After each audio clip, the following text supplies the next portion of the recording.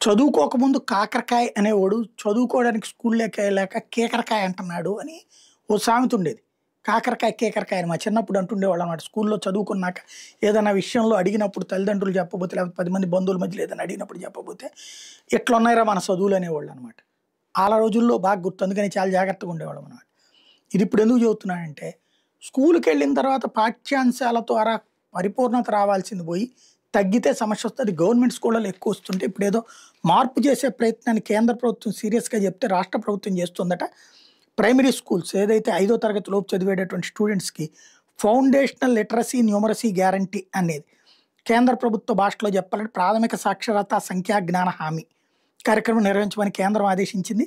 వాటిని తప్పనిసరిగా సాధించే లక్ష్యాన్ని ఇప్పుడు ఉపాధ్యాయులకి రాష్ట్ర ప్రభుత్వం నిర్దేశించింది. ఇందులో భాగంగా 75 రోజుల పాటు వీళ్ళందరికీ కూడా కీలకమైనటువంటి ఎఫ్ఎల్ఎన్ అనే కార్యాచరణ చేస్తారట.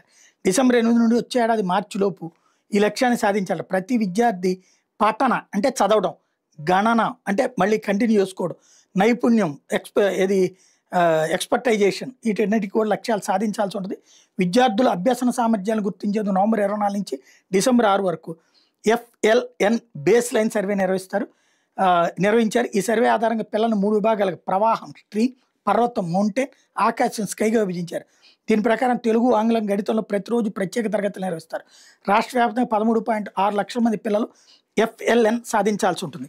ఇలాంటిదే జగన్ టైంలో చేస్తే ఫెయిల్ అయ్యాడు, జగన్ స్కూళ్ళను నాశనం చేశాడని చెప్పి స్కూళ్ళు బాగు చేసినా కూడా సరైనటువంటి పద్ధతి లేదని ఇక్కడ మరి ఏ మేరకు సెటరైట్ చేస్తారో చూడాలి.